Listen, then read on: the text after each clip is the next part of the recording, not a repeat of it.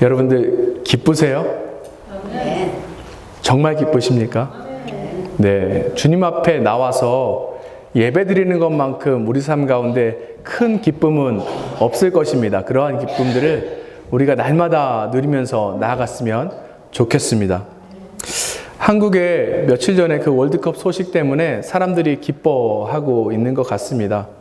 12년 만에 한국이 월드컵에서 16강에 진출했는데 마지막 경기 하기 전까지 한국이 16강에 진출할 가능성이 9%였다고 합니다. 9%면 안 될 가능성이 훨씬 더 높은 거예요. 그래서 사람들이 기대하지 않았는데 그 9%의 확률을 뚫고 16강에 진출해서 많은 사람들이 그것으로 인해서 기뻐하고 있는 것을 제가 보았습니다. 코로나 때문에 또 경기 침체 때문에 사람들이 많이 힘들어하고 어려워했지요. 미국도 그렇고 한국도 그렇고 그걸로 인해서 정치적인 문제라든지 사회적인 문제, 국방의 문제 등등 어느 하나 기분 좋은 것이 없고 다 우울한 그런 상황 가운데 있었는데 한국 축구가 16강에 올라갔다는 그 소식 하나가 사람들에게 참 큰 위로를 주는 것 같습니다. 기쁨이 이와 같은 역할을 하는 것 같아요.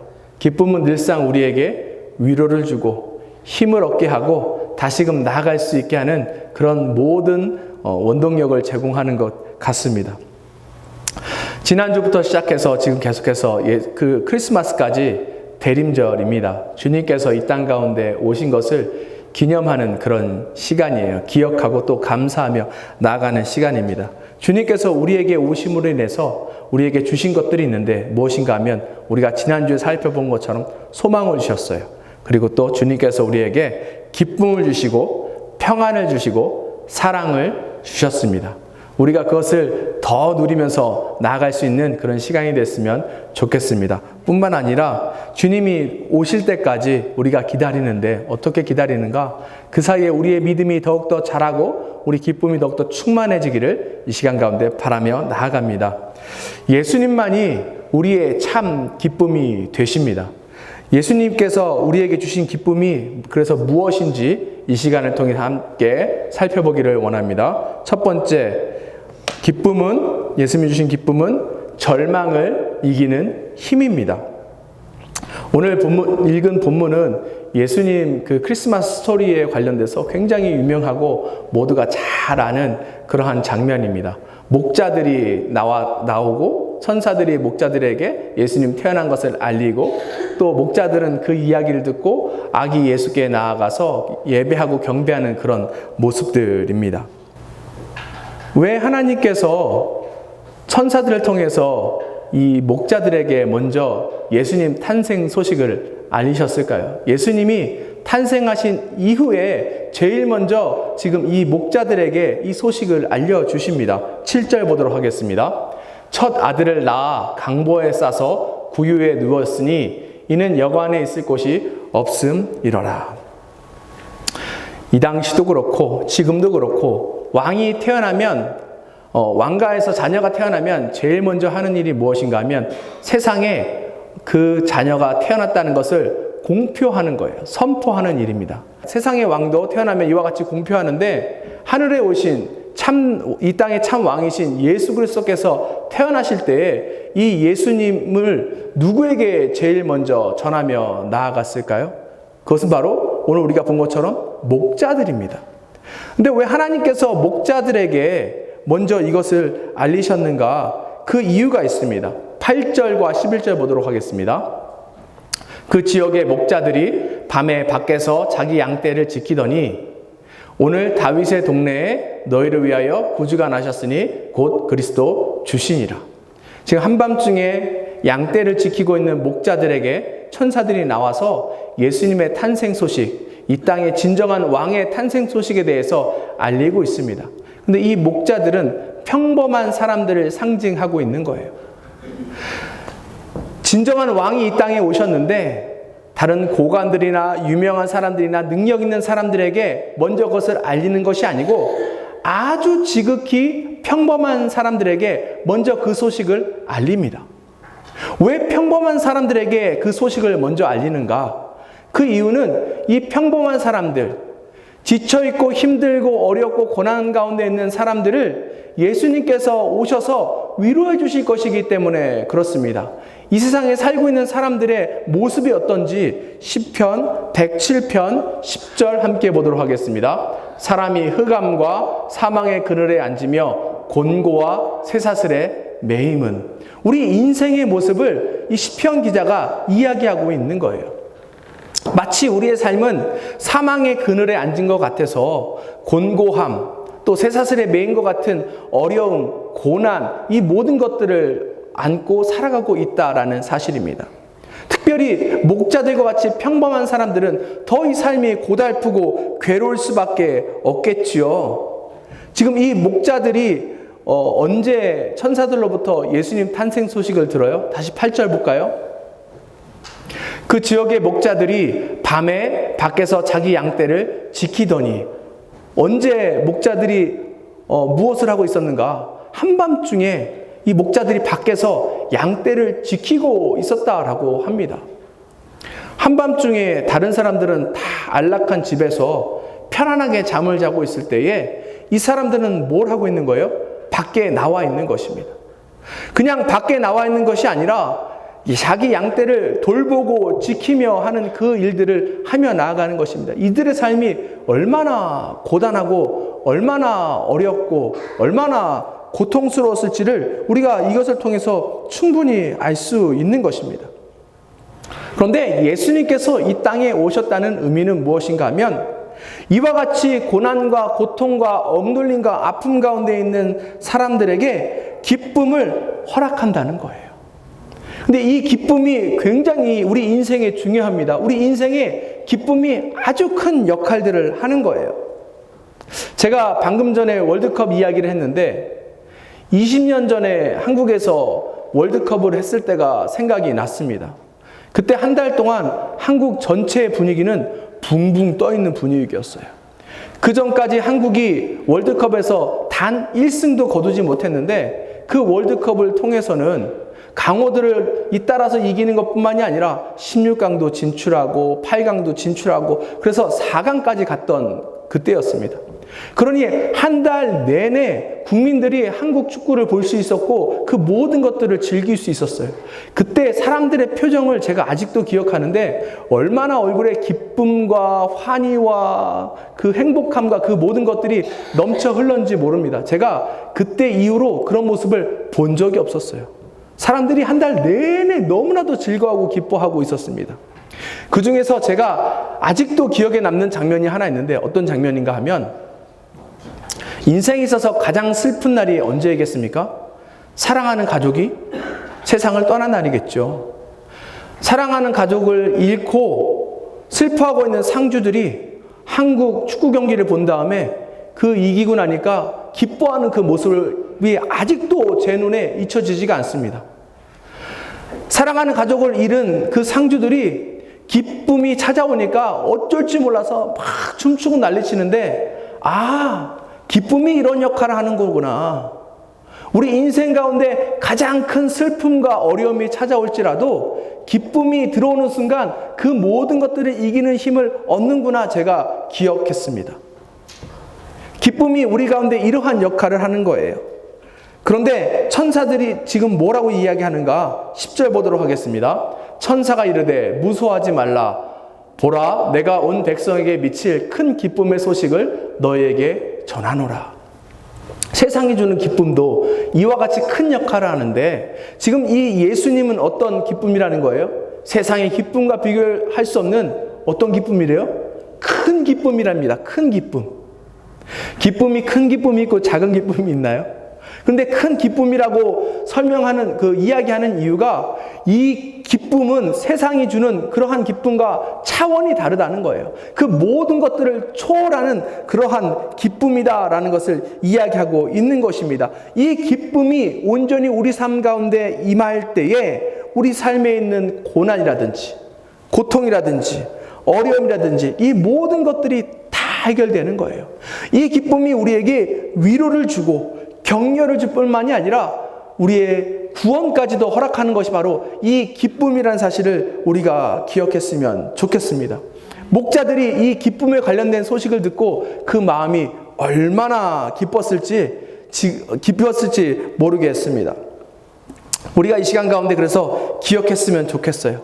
참 기쁨은 어디서부터 오는 거예요? 우리 주님으로부터만 옵니다. 다른 것들은 참 기쁨이 아니에요. 잠깐 왔다가 그냥 떠나는 것입니다. 떠나면 다 사라져요. 반면에 우리 주님께서 주신 기쁨은 계속해서 우리 삶 가운데 남아서 그것이 우리 삶을 지탱하고 우리 삶이 앞으로 나아가는 데 있어서 도움을 준다라는 사실을 기억했으면 좋겠습니다. 그런데 우리는 오해하죠. 뭘 오해해요? 어떤 상황과 환경과 어떤 조건이 우리에게 기쁨을 줄 수 있다라고 생각합니다. 이것이 내게 있으면 참 기쁨이 될 텐데, 우리 삶에 하나님이 이것을 주어주시면 참 기쁨이 될 텐데 라고 늘상 생각합니다. 그러니까 우리가 하나님 앞에 나아가서 뭘 하는 거예요? 자꾸 그런 기쁨의 조건들을 달라라고 기도하고 구하며 나아가고, 그것들이 우리 삶 가운데 찾아오지 않으면 하나님 앞에 실망하고 하나님 앞에 불평하고 나아가는 것입니다. 우리의 삶을 다시 한번 되돌아봤으면 좋겠어요.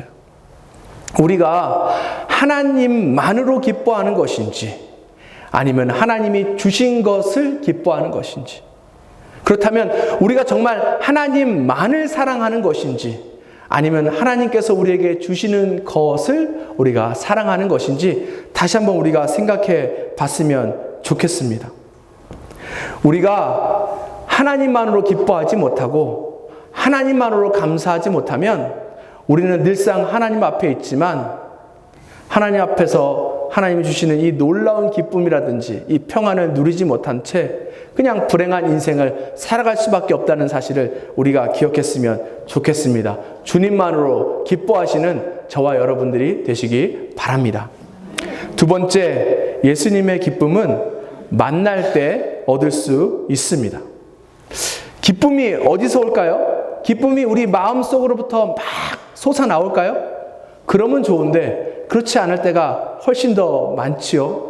그러면 이 기쁨이라는 것은 외부에서부터 와야 된다는 거예요. 그런데 앞에 잠깐 살펴본 것처럼 어떤 상황, 환경, 조건이 우리에게 기쁨을 주나요? 그것도 아니다라고 합니다. 제가 한 예화를 봤는데 참 이 예화가 우리에게 주는 영적인 메시지가 있었습니다. 석공이 3명 있었는데 어떤 사람이 하루는 이 석공 3명에 가서 인터뷰를 하는 거예요. 첫 번째 석공에게 물어봤습니다. 하시는 일이 힘들지요? 왜 이 일을 하세요? 라고 물어봤더니 이분이 뭐라고 이야기하냐면, 죽지 못해서 하지요. 이 일을 하지 않으면 죽을 수밖에 없으니까 이 일을 하는 것입니다. 라고 이야기했습니다.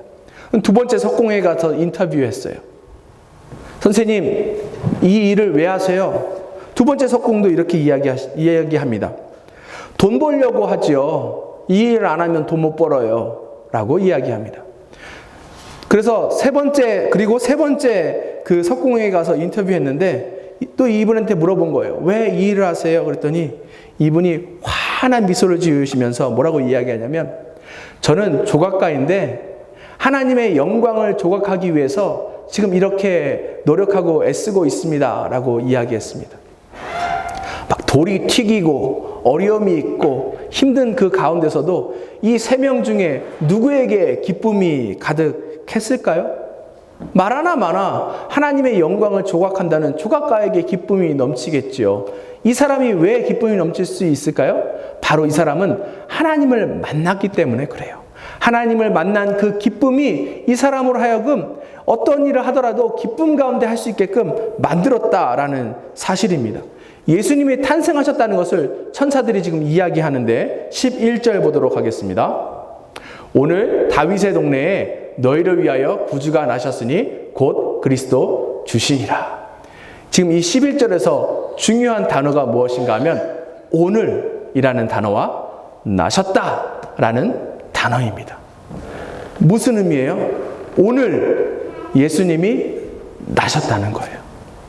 어제는 안 계셨는데 오늘 나심으로 인해서 예수님께서 우리와 함께 하신다라는 것을 지금 천사가 이야기하고 있는 것입니다. 목자들이 지금 기쁜 상태에 있을까요? 아닐까요? 아직 목자들은 기쁜 상태는 아닙니다. 왜요? 기쁨에 관련된 소식은 들었지만 그 기쁨 그 자체를 아직은 만나지 못했기 때문에 그래요. 하지만 이 목자들은 알고 있습니다. 어디를 가야 기쁨을 얻을 수 있을지를 알아요. 12절 보도록 하겠습니다. 너희가 가서 강보에 쌓여 구유에 누워있는 아기를 보리니 이것이 너희에게 표적이니라 하더니, 어딜 가면 기쁨을 얻을 수 있습니까? 어느 마구간에 가면 아기 예수가 강보에 쌓여서 구유에 누워 있다라는 정확한 인포메이션을 이들은 갖고 있는 거예요. 그래서 이 사람들이, 이 목자들이 마구간 구유에 있는 아기 예수에게 나아갑니다. 20절 보도록 하겠습니다. 목자들은 자기들에게 이르던 바 같이 듣고 본 그 모든 것을 인하여 하나님께 영광을 돌리고 찬송하며 돌아가니라. 그래서 이 목자들이 아기 예수를 진짜로 가서 보니까 있었어요. 그래서 만났습니다. 그랬더니 어때요? 그 가운데 기쁨이 가득하고 하나님 앞에 영광 돌리고 찬송하며 돌아가게 된 거예요. 우리도 이와 같은 기쁨을 누렸으면 좋겠습니다. 이 기쁨이 우리 눈앞에 있는 거예요. 오늘날 예수 그리스도께서 나셨다, 이 말이 우리에게도 유효한 것입니다. 이제 우리는 언제든지 우리 주님을 만날 수 있는 거예요. 그리고 만나면 은혜를 받고 만나면 기쁨을 얻고 나아간다라는 사실입니다. 그런데 너무너무 안타까운 사실이 무엇인가 하면, 그런데 세상에 있는 많은 사람들은 아직까지 이 예수님을 만나지 못한 거예요. 이 예수님을 만나야 되는데 만나지 못하는 것입니다.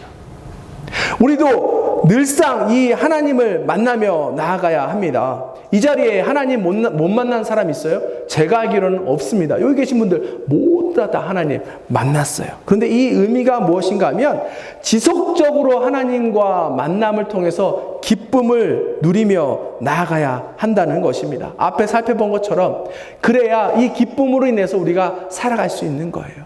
세상이 주는 잠깐의 기쁨, 누가 이겼다더라, 누가 뭐 좋은 것을 얻었다더라, 이것만으로도 그 기쁨으로 인하여서 힘을 얻고 나아가는데, 우리 하나님께서 주시는 기쁨의 차원은 이것과 차원이 다르다는 거예요. 그러니 우리가 매일매일 이 주님을 만나고 주님께서 주시는 이 기쁨을 통하여서 살아가야 할 것입니다. 그래야 이 힘들고 어려운 세상을 우리가 이겨내면서 살아갈 수 있는 거예요.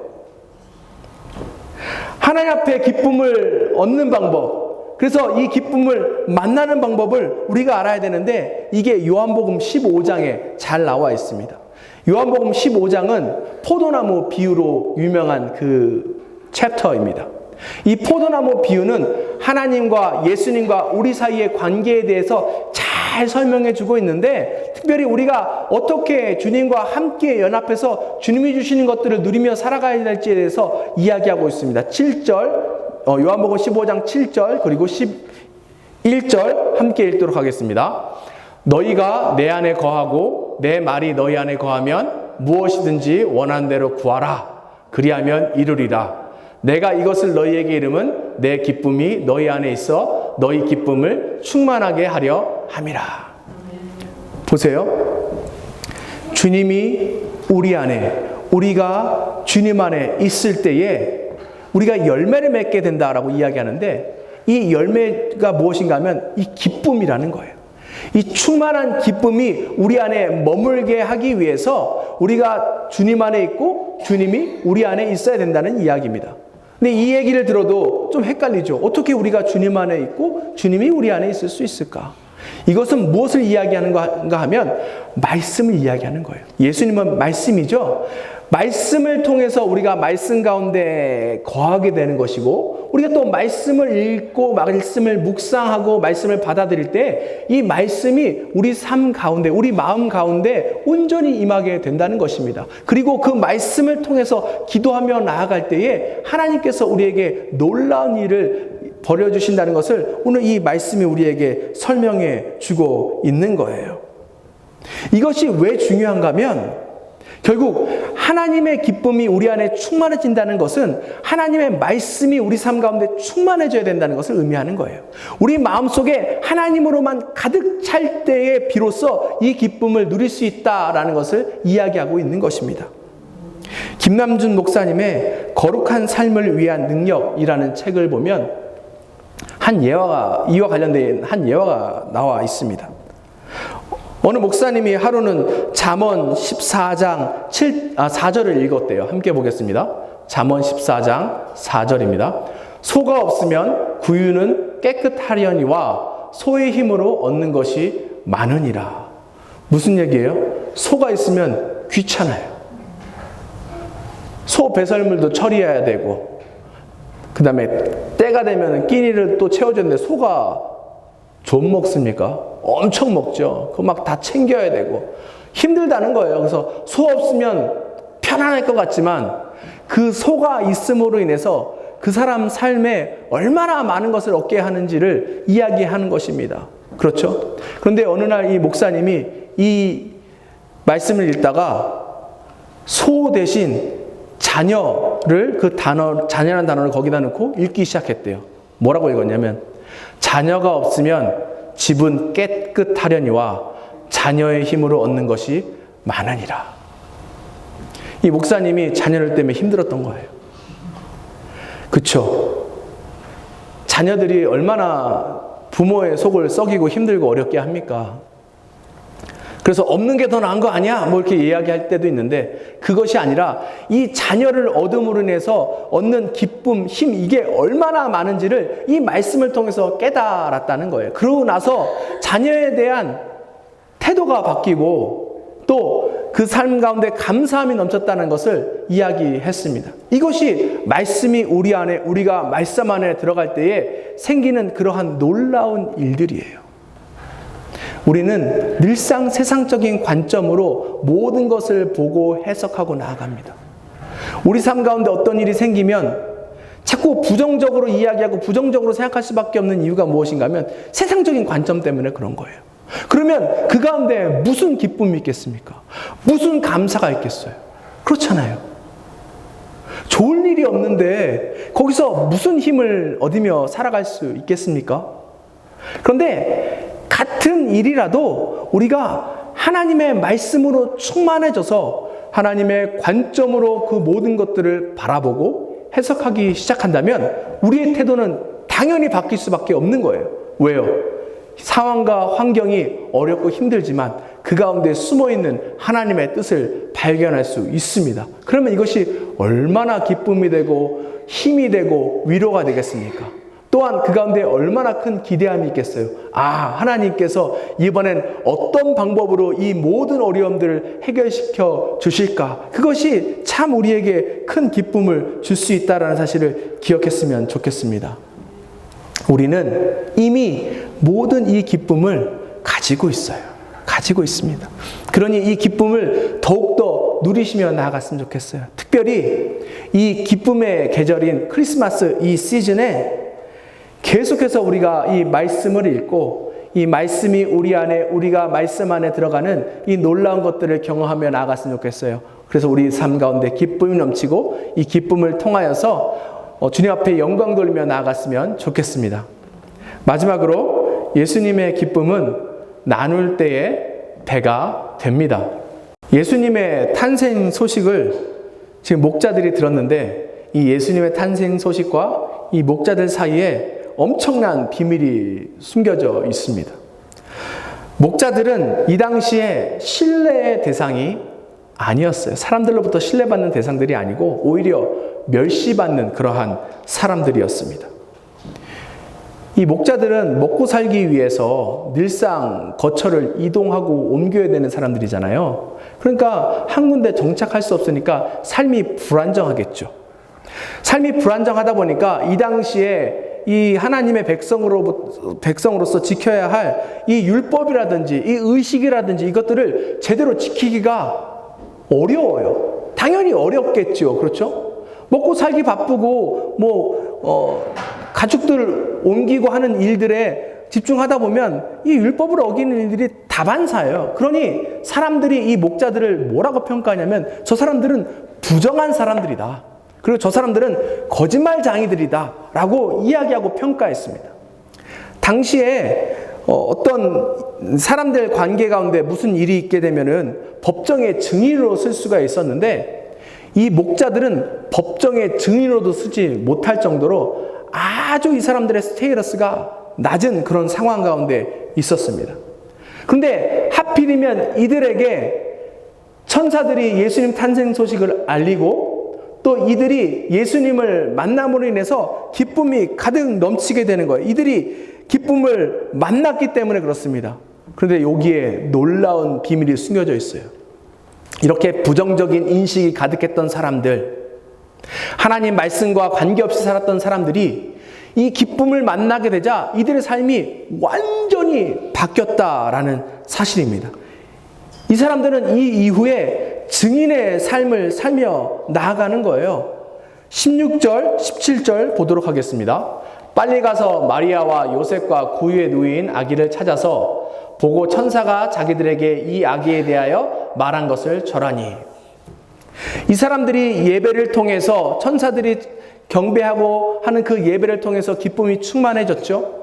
그러고 나서 이들이 무엇을 했냐 하면 천사들이 알려준 그 소식을 듣고 곧장 가서 이 아이가 어떤 의미가 있는지에 대해서 그 부모에게 알려주는 거예요. 아기 예수 탄생 소식에 대한 온전한 증인으로서의 삶을 살기 시작하는 것입니다. 그런데 하나님도 그렇고 천사들도 그렇고 이 목자들에게 너희들은 꼭 증인의 삶을 살아야 돼 라고 그렇게 강요했던가요? 아니에요. 강요하지 않았어요. 무슨 일이 일었어요? 무슨 일이 일어났는가 하면 천사들은 그냥 단순히 구주의 탄생 소식을 이들에게 전했을 뿐입니다. 다시 11절 볼까요?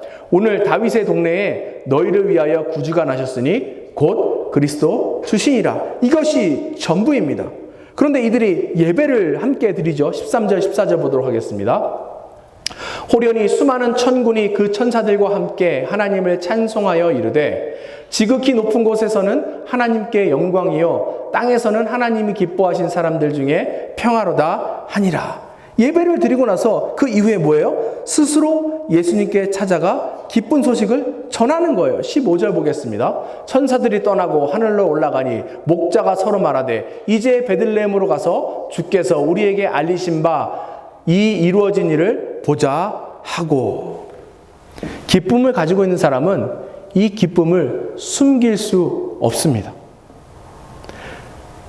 사자성어 중에 낭중지추라는 말이 있어요. 무슨 말인가 하면 주머니 안에 있는 그 송곳을 감출 수 없다라는 것이거든요. 똑같습니다.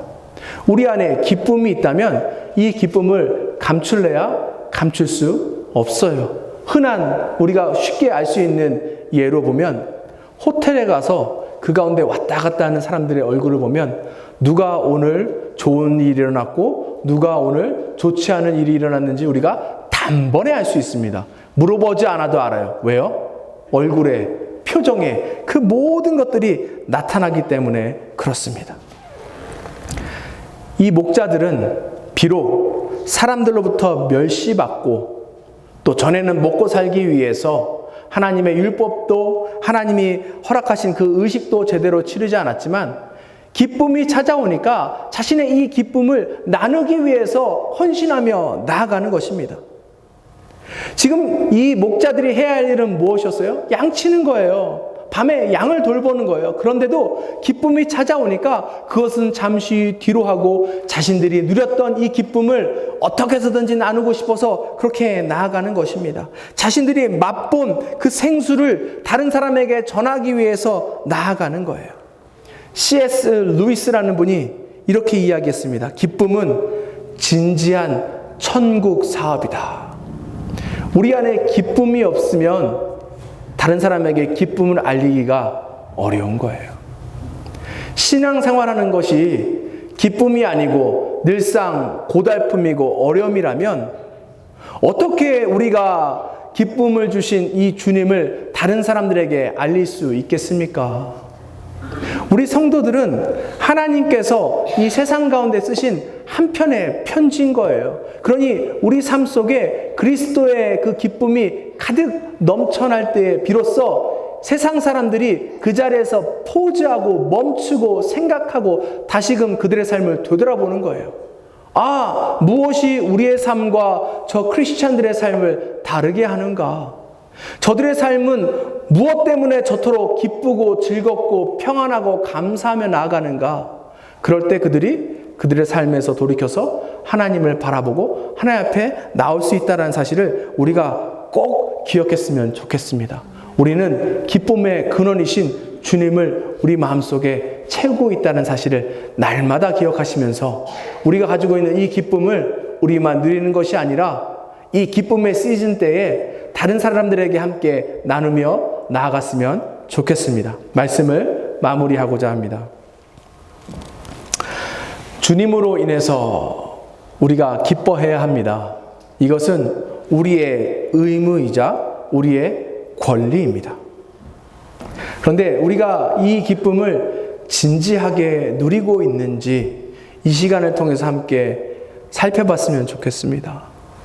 우리 안에 참 기쁨이 있는가? 이 기쁨을 우리가 얼만큼 누리고 있는가?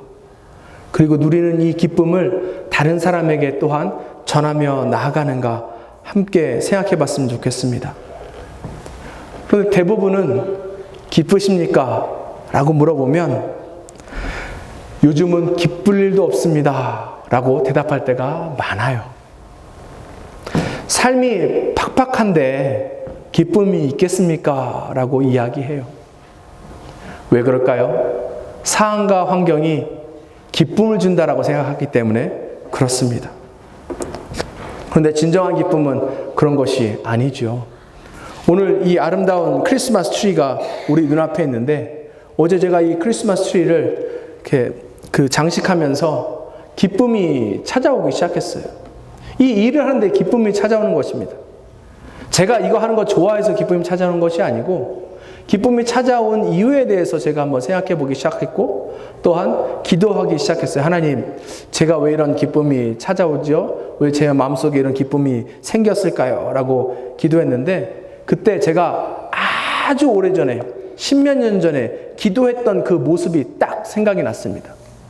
하나님께서 구원해 주신 것이 너무 감사하고 하나님께서 은혜 주신 것이 너무 감사해서 제가 무슨 의미인지도 모르고 하나님 앞에 기도했는데 뭐라고 기도했냐면 하나님, 제 인생을 사용해 주세요.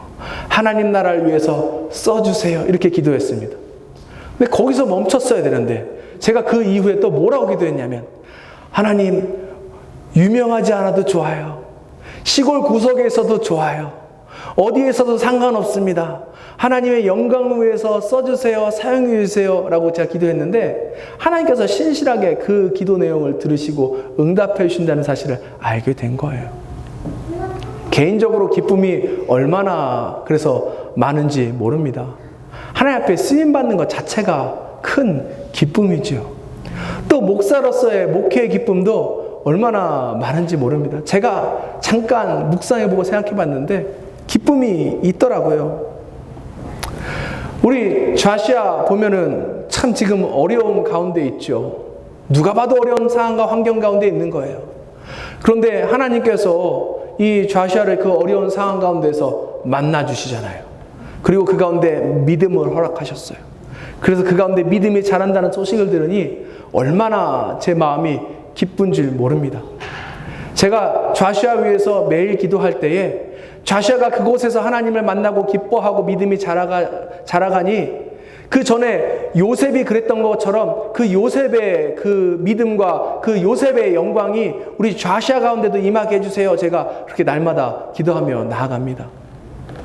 또 우리 그 강인하 선교사님 아버님이 얼마나 어려움 가운데 있었어요. 거의 그 하늘나라 가시는 그런 상황과 상태에 있었는데 우리가 함께 마음 모아서 기도하니까 하나님께서 우리의 기도를 들으시고 응답하십니다. 이것은 기도한 사람들만 누릴 수 있는 기쁨이에요. 우리가 기도하지 않았어도 다른 사람 기도 때문에 하나님 들어주실 수 있지만 우리가 그 가운데 함께 기도함으로 그 기쁨에 동참하는 게 이게 얼마나 제가 큰 기쁨인지 모릅니다. 이것을 저 혼자만 누린 게 아니라 우리 성도들과 같이 누렸잖아요. 이게 제 목회 또한 기쁨이 되더라고요. 또 우리 김명자 우리 전도사님 이 추운 겨울에 자신의 거처를 잃을 수 있는 상황, 너무나도 안 되는 그런 불가능한 상황에서 우리가 또 함께 기도하니까 하나님께서 우리의 기도를 들으시고 또 계속해서 그 처소에서 사실 수 있는 그런 그 은혜를 얻었지 않습니까? 이거 모두 다 우리에게 하나님께서 주신 은혜예요. 이 모든 것이 다 기쁨입니다. 우리가 돌이켜보면 이와 같은 기쁨이 우리 가운데 가득하다라는 사실입니다. 크리스마스는 소망의 계절입니다. 왜요? 예수님 자체가 우리의 소망이시기 때문에 그렇습니다. 또한 이 크리스마스는 그와 더불어 기쁨의 계절이에요. 왜요? 참 기쁨이신 예수 그리스도께서 우리 가운데 계시기 때문에 그렇습니다. 세상은요, 아직도 참 소망과 참 기쁨이 무엇인지 모른 채 헛된 것을 쫓아가고 있습니다. 이러할 때에 우리가 참 소망이시고 참 기쁨이신 예수님을 온전히 누리고 또 많은 사람들에게 그 모든 것들을 전하며 나아갈 수 있었으면 좋겠습니다. 기도하겠습니다.